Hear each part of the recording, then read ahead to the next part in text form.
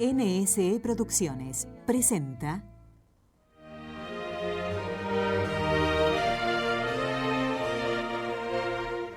Vamos de camino.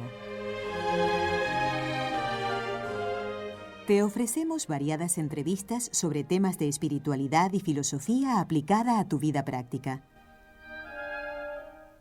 Como discípulos de Jesús, vamos de camino.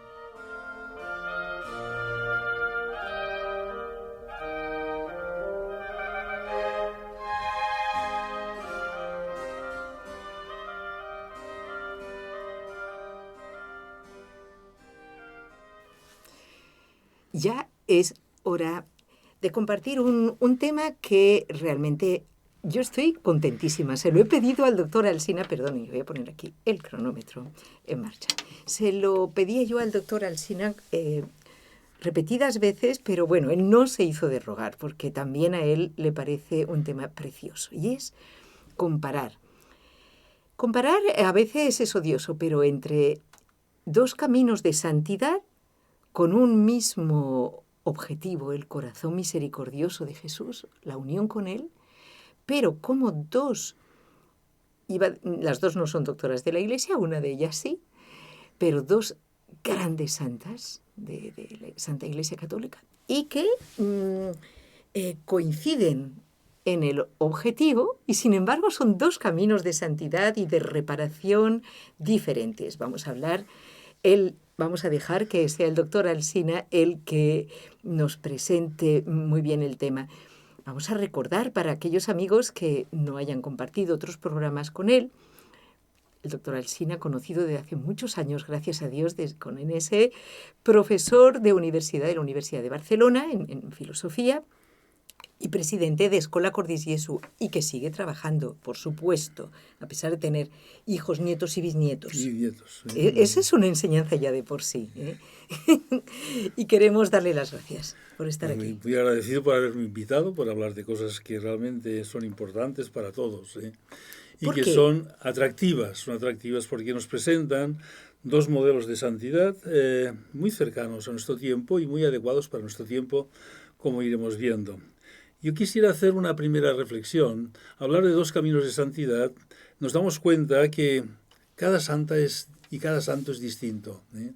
Y esto llama mucho la atención, y es natural que sean distintos porque la santidad de Dios es infinita, y como no la podemos abarcar toda, cada santo tiene un aspecto de esta santidad. Sin embargo, la santidad, siendo tan, infinita, para nosotros es algo, muy sencillo de entender, porque ser santo simplemente es hacer lo que Dios quiere que hagamos, simplemente, y todos los santos, por lo tanto, cuando decimos dos caminos de santidad, sí, realmente dos caminos, pero que confluyen y caminan, muy paralelamente, ¿por qué? Porque se dirigen a lo mismo, hacer lo que Dios quiere para que podamos amarle a Él. Bien, y vamos a hablar de dos santas que son muy actuales, no simplemente porque su santidad es para nosotros un ejemplo, sino porque se están celebrando aniversarios de ellas dos. Es verdad. Acabamos de celebrar de una y ahora vamos a celebrar de otra. Son Santa Margarita y Santa Teresita. Dos santas que tienen elementos externos en común. En primer lugar, son dos monjas de clausura. Esto nos podría llamar la atención con lo que he dicho antes, de que son dos santas muy próximas a nuestro tiempo, y nuestro tiempo parece que la clausura no es algo, muy próximo a nuestro tiempo. Parece, como algo, de otros tiempos, pero no. Realmente es un modelo, para todos, no simplemente para las monjas de clausura y para aquellos que están consagrados a Dios, sino para todo el mundo, como iremos viendo. Segundo lugar, también, una cosa común externa, son francesas. Es verdad. Y otra cosa distinta, que son modernas, relativamente modernas, pero a distintos siglos. Santa Margarita es del siglo XVII. Las apariciones, que es lo que constituye, el hecho más reconocido de su vida, son 1673 y 1675, por eso el año 75 es el año, que se conmemora la gran revelación, la gran revelación. Del corazón de Jesús no demos nada por sabido. La gran revelación del corazón de Jesús a Santa Margarita, que ha empezado en Parelemonial, el 27 de diciembre pasado se inauguró una época jubilar, porque es Son el 23 que se empezó, el 24 y el 25, los 350 años de las apariciones del corazón de Jesús Santa Margarita, que tanta influencia han tenido en la vida de la Iglesia. Y Santa Margarita y Santa Teresita es doctora de la Iglesia y se cumplió también un aniversario el año pasado, el 23, y sus escritos es una cosa reconocida porque tan digamos, cercanos a las preocupaciones, a las ansias y a los problemas que hoy en nuestro tiempo, y por algo es doctora de la Iglesia, porque ha enseñado realmente en nuestros tiempos modernos a tantísima gente su camino, digamos, de santidad. Su camino de confianza total. Ese es otro punto de confluencia, sí, la confianza. Sí, tanto. Ambas, digamos, tienen también, digamos, como un calificativo común, dado en distintos momentos y en circunstancias muy distintas. El Sagrado Corazón le dice a Santa Margarita que le va a hacer partícipe de la ciencia del amor, Y San Juan Pablo II, cuando la proclama a Santa Teresita, doctora de la Iglesia, dice, es doctora de la ciencia del amor. Es verdad. Entonces esta confluencia, palabras de Jesús, del Sagrado Corazón, a Santa Margarita, las otras palabras del Vicario de Cristo, a Santa Teresita, la ciencia del amor. Y es muy importante esto porque el amor es el centro de nuestra vida, y el amor de Dios es el centro de la vida cristiana. Y ellas han llegado al centro de la vida cristiana, han manifestado aquello que es lo constitutivo de la vida cristiana. Por otro lado, digamos, y ahora entramos en aspectos, yo diría, distintos de cada una de ellas. Santa Margarita tiene una vida muy extraordinaria. Muy extraordinaria, cuando decimos una vida extraordinaria, porque desde muy jovencita tuvo sus revelaciones, una vida mística, digamos, con manifestaciones externas, digamos, muy visibles. Tanto es así que cuando a los 24 años entra en la visitación, tiene problemas porque la visitación, San Francisco de Sales quería unas monjas, digamos, muy sencillas. Sí. Y esta Santa Margarita era muy extraordinaria. Y pensaban, son cosas quizá que le pasan por la cabeza, pero si tiene vocación para nuestra orden, no puede ser esto, Y curiosamente lo extraordinario fue fuente de dificultades. Después, cuando fue reconocida, pero tardó hasta que no llega San Claudio de Colombier, que le dice, sí, esto que te está pasando realmente es Dios mismo, digamos, el que está presente en tu vida y se te aparece, digamos, tuvo muchas dificultades. En cambio, Santa Teresita, una vida totalmente ordinaria, pero muy ordinaria, muy ordinaria.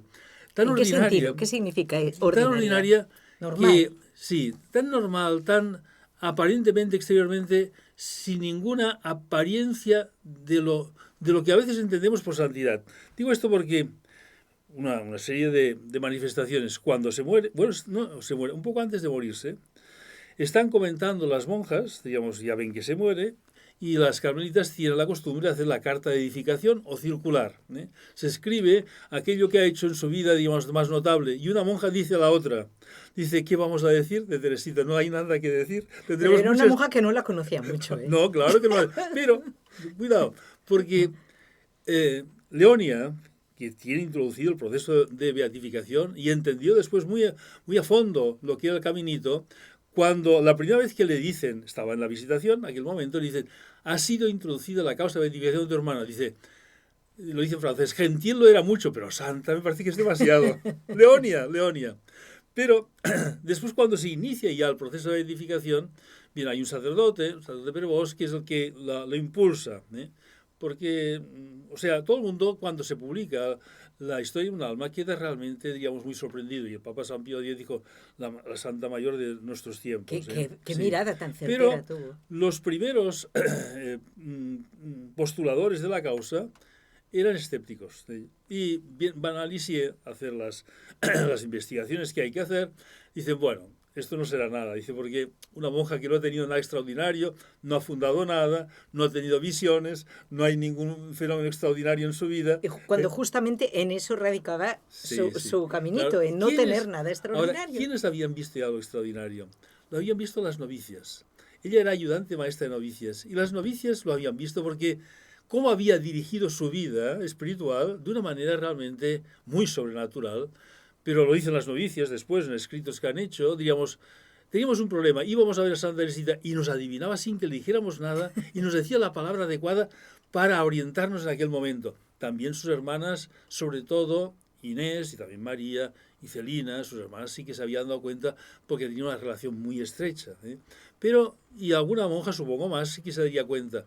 Pero no demasiado, no demasiado.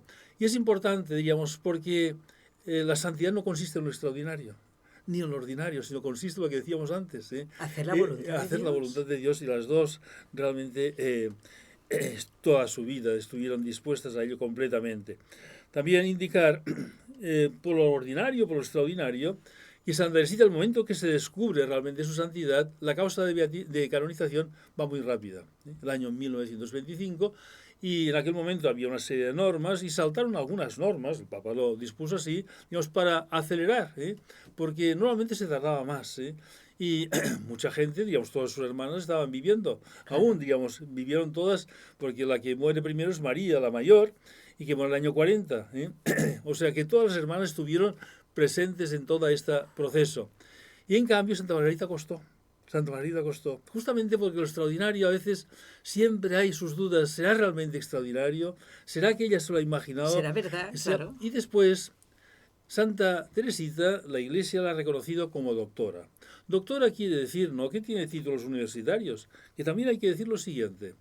Cuando se plantea muy pronto, en tiempos de Pío XI, ya cuando una vez declarada santa, ya alguien empezó, diríamos, a decir, habría que declararla doctora. Y en tiempos de Pío XI dice, no, Pío XI dice, no hay mujeres doctoras. La Iglesia no había mujeres. No había mujeres. Y entonces no puede ser doctora, y lo dejaron estar. Él no estaba dispuesto a comenzar. Pero cuando Pablo VI proclama a Santa Teresa y a Santa Catalina, entonces esta barrera desaparece. Claro. Y entonces se vuelve a plantear. Con todo, hubo dificultades hasta última hora. De tal forma que la Comisión de Teólogos, en las primeras reuniones que tuvo para analizar, dijeron que no. Yo conocí casualmente uno de ellos y le preguntamos cómo va. Dice, no, ya se ha descartado. No será doctora. No será doctora porque no tiene escritos teológicos, escribe su vida, pero no tiene... No, pero es que no es problema de escritos teológicos, es que su doctrina haya enseñado a toda la Iglesia. Y esto ha sido así. Ha sido las santas más influyentes en la vida, diríamos, contemporánea. Y por esto, digo, Santa Teresita hasta el año 1920. 1675 las apariciones, 1920 es la canonización de Santa Margarita. Tardó, sus escritos tardaron, sí, porque la devoción al corazón de Jesús tuvo sus dificultades, tuvo sus dificultades. Hay gente que no la entendía bien porque vamos a venerar el corazón y no otro órgano de su... y no se entendió bien, costó, porque es muy importante la devoción al corazón de Jesús, porque se centra, y por esto ha habido tantas dificultades, porque el demonio ha puesto estas dificultades, porque es la revelación de lo que es el amor de Dios, que es lo más importante de nuestra vida, reconocer que Dios nos ama. Y este es el mensaje, digamos, que Santa Margarita transmite. Ella no es doctora, porque no ha enseñado, pero es profeta. Es profeta porque anuncia, digamos, que para los males del mundo moderno, la devoción al corazón de Jesús sea el remedio. Y además, ante un mundo que parece, digamos, que la fe cada vez está, digamos, como más discutida y en retroceso, anuncia, digamos, aquello que el Sagrado Corazón a ella dijo tantas veces, reinaré. Lo cual quiere decir, cuando ella veía las dificultades que había, empezó en su convento, la dificultad de extender la devoción al corazón de Jesús, después evidentemente que no, pero decía, yo tan poca cosa que soy, digamos, encargarme de este encargo suavísimo que después se dice, digamos, de trasladar a toda la Iglesia este mensaje, esto va a ser imposible. No te preocupes, reinaré a pesar de mis enemigos. O sea, el Sagrado Corazón ya le anuncia, por un lado, el reinado, y por otro lado, que habrá enemigos. Y si uno mira la historia de lo que ha sido, digamos, en la Europa occidental, evidentemente que ha habido muchos enemigos, desgraciadamente, de esto. Pero este mensaje de esperanza, reinaré a pesar de mis enemigos, eso está repetidas veces dicho del corazón de Jesús Santa Margarita. Digamos, por esto son estas santas tan importantes, una vida sencilla, la vida ordinaria de cada día, cada uno con su obligación. Siempre hay que pensar, digamos, en Nazaret, cuando hablamos de la vida ordinaria, porque Jesús estuvo 30 años viviendo en Nazaret, solamente 3 años de vida pública. ¿Nos está diciendo algo? Sí, esto, por lo tanto, digamos, ¿por qué? Porque la mayor parte de la gente lo que tenemos es una vida muy ordinaria. Claro, muy ordinaria, y la vida cristiana de santidad es una vida muy ordinaria, muy sencilla, muy ordinaria. Esto es muy importante. Bien. ¿Qué relación existe, doctor Alsina, pero le dejo que beba un poco de agua, tengo misericordia. O sea, estaría muy mal que hablando de estos temas uno no tenga misericordia. Bien, ¿no? bien, bien. ¿Qué relación existe entre este amor del corazón de Jesús, este amor que luego también Santa Teresita pues hará su ofrenda al amor misericordioso, entre misericordia, que es lo que nos da Jesús y lo que pide de nosotros, y una palabra clave, reparación, que las dos santas lo tienen muy presente, porque es la vida cristiana, ¿no? Lo que nos pide el corazón de Jesús, todo el aspecto, bueno, ascético o victimal incluso de la vida cristiana está basado en este querer reparar los pecados. Pero ¿qué relación existe entre misericordia y reparación? Sí. Y para poder contestar, y esto quiero hacer también una como introducción, siguiendo, digamos, lo que decíamos antes. La doctrina espiritual de Santa Margarita, de Santa Teresita, siempre se califica como el caminito de la infancia espiritual. El caminito de la infancia espiritual es el abandono y la confianza en manos de Dios. Y el abandono y la confianza de Dios es el reconocimiento que Dios nos quiere y por lo tanto podemos confiar en Él. Podemos confiar en Él. Santa Margarita también lo tiene, lo veremos después. Pero Santa Margarita insiste mucho, de una manera, digamos, quizá con un tono un poco más duro que Santa, en que la vida cristiana es una vida de inmolación y una vida de una religiosa de esposa del Cristo crucificado. Y lo que significa realmente, digamos, unirse a la cruz, unirse a la cruz. También lo tiene Santa Teresita, y también tiene el abandono, las dos lo tienen, pero cada una parece, diríamos, y lo que ha quedado, y lo primero que uno le salta a la vista cuando lee Santa Teresita, enseguida, digamos, entra en esto, el abandono, la confianza, ser pequeño. Y en cambio, en Santa Margarita insiste es como mucho. Más severo, diríamos. Sí, más severo. En algún modo. Cristo crucificado, nos enseña realmente la santidad lo que es de justicia. Sí. Nos habla de ello. Ahora, dicho esto, entonces podemos ver, porque las dos hablan mucho de la misericordia. Para esto, digamos, ¿qué es la misericordia? La misericordia es la disposición, no sólo de compadecerse del sufrimiento y miseria ajenas. Hay misericordia porque hay miseria, y nos compadecemos del que pasa este sufrimiento. Pero la misericordia no es simplemente compadecerse, sino intentar realmente aliviar el padecimiento. Y se alivia el padecimiento en parte sufriendo con el que padece. La misericordia no es una actitud distante, dice, bueno, lo pasas muy mal, estamos contigo. Sí, estamos contigo, pero tu mal, tu sufrimiento, es mi sufrimiento, es mi sufrimiento. Esto es un corazón misericordioso, porque solamente nos hacemos cargo del sufrimiento si sufrimos. Esto es así. Diríamos, ver a otro que sufre cuando no ha sufrido, tanto es así que muchas veces pensamos que el sufrimiento en la vida es muy inhumano, pero si somos realmente, digamos, humanos, es porque hay mucho sufrimiento en la vida. Y cuando vemos que otro sufre, como todos hemos sufrido en algún momento, más o menos, por lo que hemos pasado o por lo que han pasado otros, nos hacemos cargo. Este sufre, y le podemos acompañar. Si no, decimos una palabra, digamos, que resulta, cuando una persona no ha sufrido y quiere, digamos, decirle una palabra, digamos, de alivio, no se la dice, es artificial. Sí, es verdad. En cambio, esto pasa cuando uno está enfermo, cuando alguien se muere y te dan el sentimiento, te acompaña el sentimiento. Si se ha muerto alguien semejante a él, lo dice con otro tono, lo dice sintiéndolo. Bien, digamos, y entonces esto nos hace pensar lo siguiente: Dios es misericordioso con nosotros. Si Dios tiene misericordioso con nosotros, entendemos muy fácilmente una cosa, que necesitamos la misericordia de Dios porque somos muy miserables. Entonces esto, la miseria, digamos, hablar de la misericordia de Dios, es hablar de su perdón, de su amor, y es hablar de nuestra miseria, como necesitados, necesitados. Por esto, esto lo señala Santa Teresita reiteradamente, y Santa Margarita también. En otro momento quizá tengamos tiempo, digamos, de verlo en palabras de estas santas, como muchas veces las faltas, las limitaciones, e incluso a veces el pecado, Dios lo sirve de él, digamos, para mostrarnos que necesitamos de él. Evidentemente el dolor, el dolor, muchas veces pensamos el dolor, digamos, el dolor es un momento que nos acerca a Dios. Porque no por el dolor en sí mismo, sino porque el dolor, pensamos, necesitamos que alguien nos cuide, que nos cuide, que nos quiera.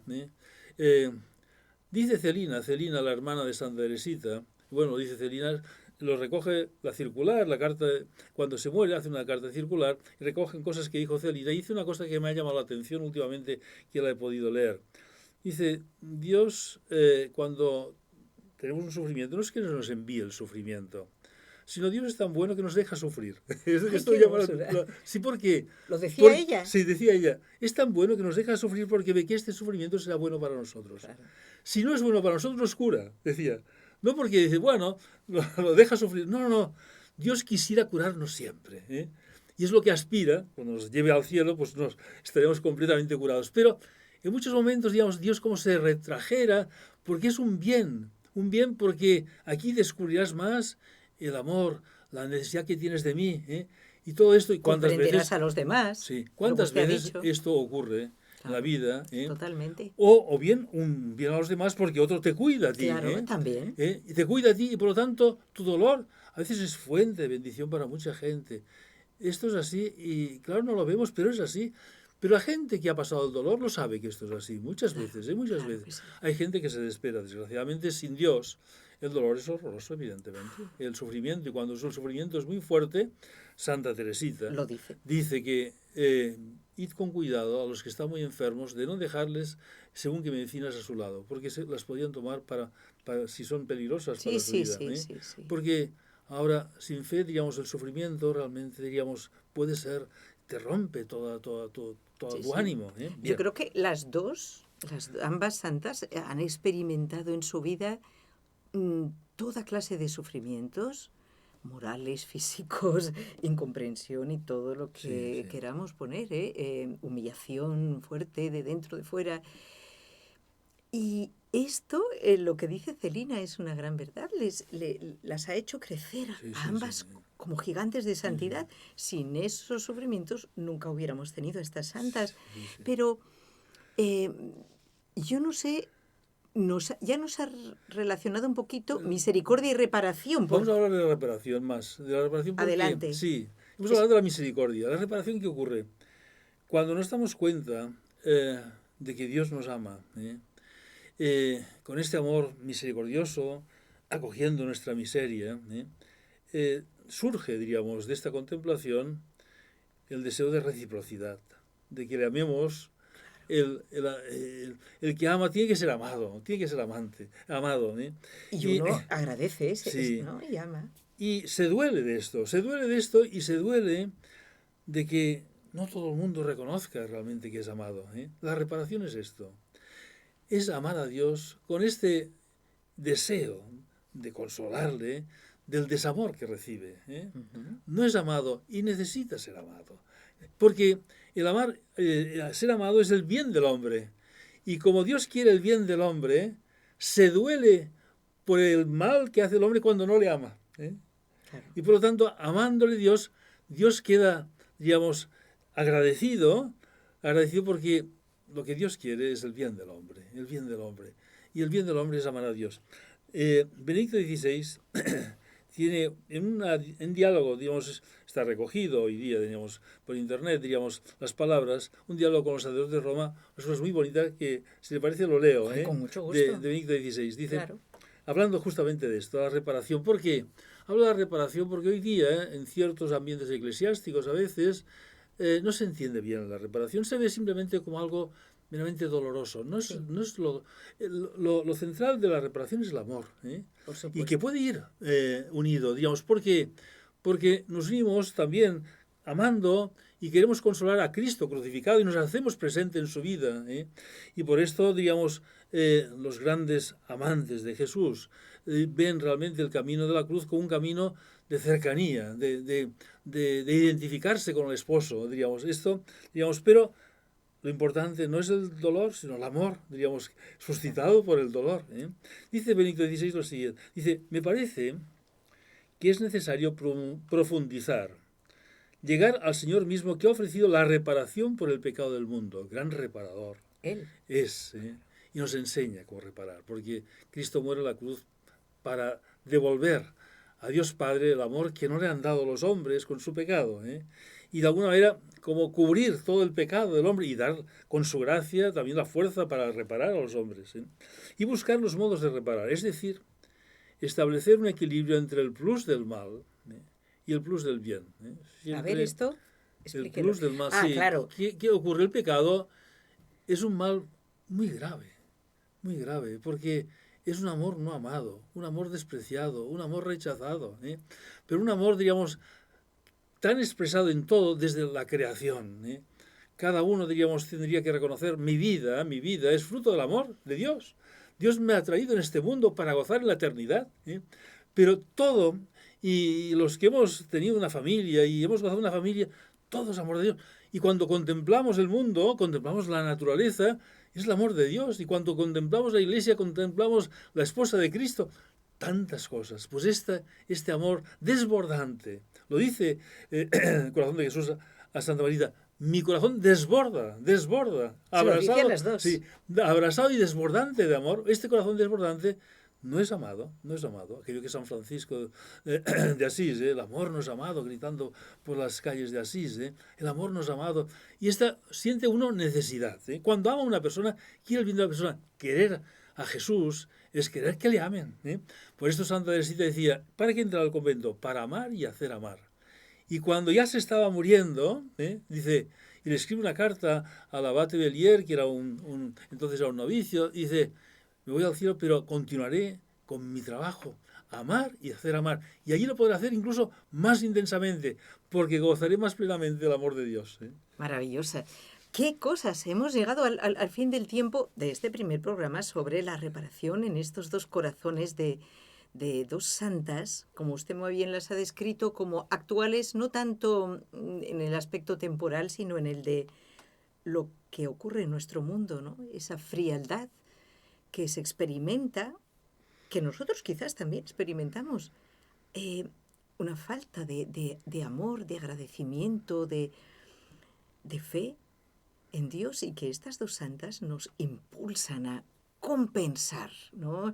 La fuerza del mal, como usted nos ha querido decir, eso es, con un plus del bien. La reparación es esto, el plus del bien. Yo quisiera invitar, ¿verdad que sí, amigos?, al doctor Alsina para que muy prontito nos ilustre todo lo que nos ha dicho con palabras de estas dos santas, que lo veamos en vivo, digamos, ¿no? No en directo, porque ya están en el cielo, no van a estar aquí sentadas, pero sí nos van a hablar, ¿eh? Para eso lo invitamos a usted. Pues muchas gracias, muy agradecido. A usted.